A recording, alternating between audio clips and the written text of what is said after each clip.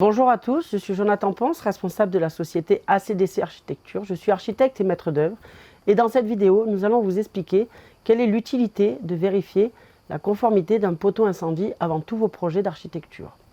En effet, lors de la phase de faisabilité, un architecte vérifie les contraintes réglementaires, mais il vérifie également les contraintes techniques correspondant à la sécurité incendie. Au jour d'aujourd'hui, il y a des obligations légales sur tous les projets mis en place. Un projet doit être conforme à la sécurité incendie. Pour cela, nous allons utiliser un site internet. Là, je vais vous baser sur des données uniquement sur le VAR. Donc, nous allons utiliser le site Remocra VAR, qui est un site qui a été mis en place par les services de pompiers et des S10, afin de répertorier tous les poteaux incendies et de vérifier leur position, leur puissance pour tous vos projets. Aujourd'hui, sur le VAR, la réglementation dit qu'un poteau incendie doit être positionné en centre-ville à moins de 200 mètres d'un projet et sur les extérieurs ou extrémités de ville à moins de 400 mètres.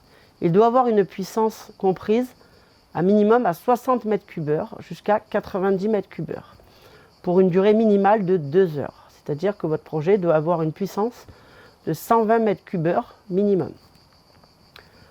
Je vais donc vérifier ces données-là parce que si nous ne le faisons pas, vous pouvez être pénalisé durant la phase permis. Un permis peut être refusé parce que le poteau incendie n'est pas conforme.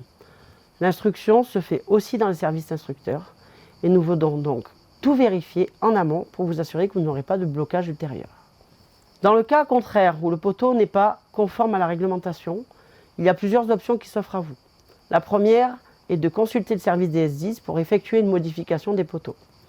Attention, cela peut engendrer un coût supplémentaire qu'il faut prévoir au début de la construction. Deuxième option, il est possible de mettre une citerne souple de récupération des eaux de pluie et une citerne d'eau mise à disposition pour la sécurité incendie. Cela aussi a un coût qui n'est non négligeable et qu'il faut anticiper dès le début du projet. Merci à tous.